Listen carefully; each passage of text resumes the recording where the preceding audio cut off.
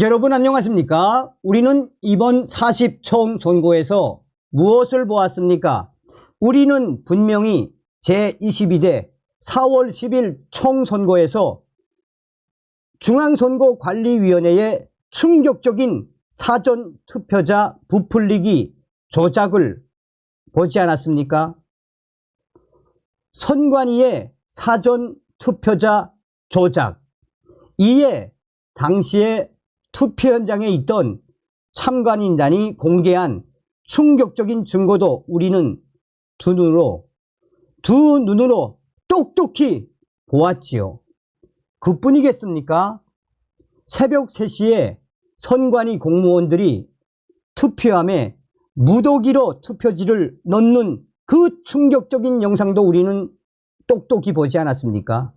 사전투표가 끝난 그날 밤 중앙선관위 주변에서 터진 중국 화웨이 와이파이, 이번에도 중앙선거관리위원회 CCTV 가리지 않았습니까? 사전투표와 본투표에서도 얼마나 부정선거의 증거들이 터져나왔었습니까? 이에 지금 언론들과 또한 오피니언 리더들이 윤석열 대통령께서 나서야 한다라고 강조하고 있지 않습니까? 자, 지금 현재 국민의힘 난리가 났습니다. 총선 지지 않았습니다. 4년 전보다 6석 더 늘었으며 윤석열 대통령 더 강력히 가셔야 합니다 라는 소식. 정성산TV 좋아요, 구독, 알림은 큰 힘이 되겠습니다. 자, 그전 방송에서도 말씀을 해드렸습니다만 우리 국민의힘 대부분의 후보들이 본투표에서는 거의가 다 압승을 했죠. 더불어공산당, 더불어민주당 사전투표에서 거의 58%에서 80%까지 투표율 나오지 않았습니까? 자, 뉴데일리가 이 소식을 소상하게 전했습니다. 유군일 칼럼, 엉터리 72억 출구조사가 일으킨 왜곡, 국민의힘 지지 않았다. 4년 전보다 지역구에서 6석 늘렸다. 물려받은 국민의힘 의석수 오히려 늘렸는데 패배라고. 4년 전 우파 무소속 4명 감안하면 지역구 2석. 이재명 민주당은 지역 비례 모두 줄었다. 과반수 제1당 달성은 실패. 72억 투입 엉터리 방송 3사 출구조사에 휘둘려. 냉정하게 분석하자.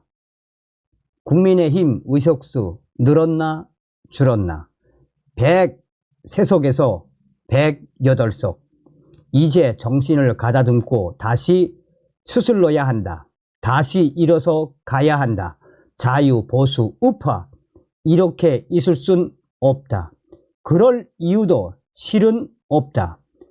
22대 국회 상황이 21대 국회 때보다 국민의힘에 치명적으로 더 나빠진 것은 없다.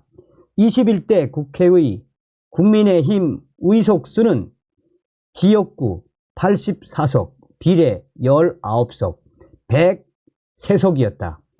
지역구 중 4석은 무소속이었다. 22대 국회 때는 지역구 90석 플러스 비례 18석, 108석이다. 지역구가 6석으로 늘었다. 그것도 순증으로. 방송 3사 출구조사는 바람잡이. 72억 조사. 국민의힘 85에서 105석 예측. 관역조차 벗어난 이런 조사 왜 하나. 그 돈 모두 결국은 국민주머니에서 나온 돈. 여론조사 업체들만 돈방석. 상황이 이런데 왜 우리는 이렇게 쇼크에 빠져 있어야 하는가? 그럴 필요 전혀 없다. 우리에겐 더군다나 호재도 있다. 첫째는 무엇보다 저쪽 친구들이 걸려있는 사법 리스크의 저주이다. 선거에서 이겼든 졌든 당선되었든 어쨌든 이재명이 무슨 용 빼는 재주로 재판을 모면할 수 있겠나. 판결이 났다 하면 그가 어떻게 유죄를 면할 수 있겠나. 시간이 얼마가 걸리든 그가 받을 최종 판결은 장기 징역형이다.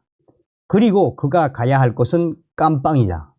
그가 그 안에서 하루 3차례씩 열어야 할 것은 식구통이다. 이재명도 조국도 가야 할 곳은 깜빵. 어찌 이재명 하나뿐일까? 조국도 항소심 유죄 판결을 받은 몸이다. 대법 심리가 1년을 끌겠는가? 2년을 끌겠는가?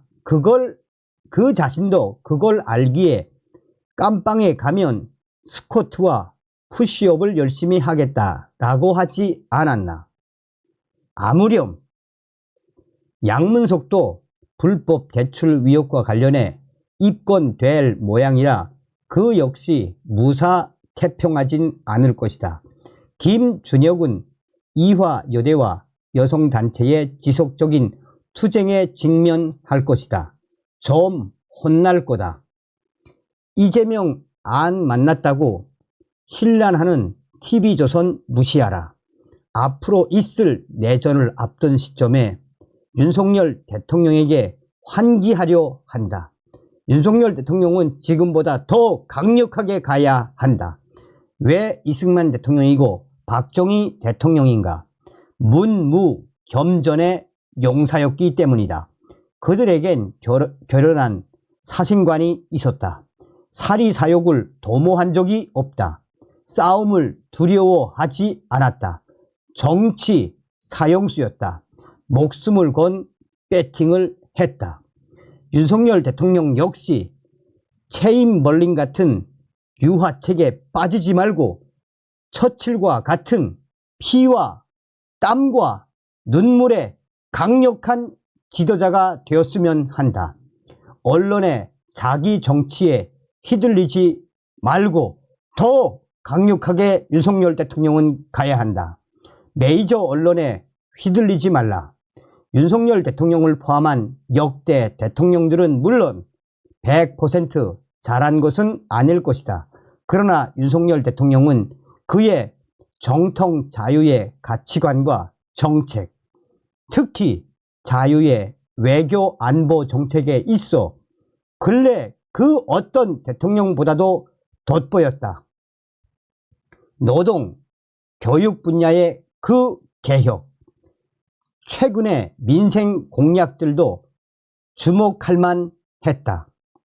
좌파들의 뇌물, 배임, 위중교사, 사법처리, 사법거래, 55 클럽, 김정은에 대한 USB 국가기밀 전달에 비하면 윤석열은 잘하고 있다. 아주 잘하고 있다. 이종섭 호주 대사 문제니 황상무 소란이 하는 따위들은 정말 별것도 아니었다. 일어나라. 일어나라 자유인들. 일부 경박한 언론들과 우파 국민의 다급함이 만들어낸 72억짜리 출구조사의 쇼크에서 일어나 2027년 대선에 이르는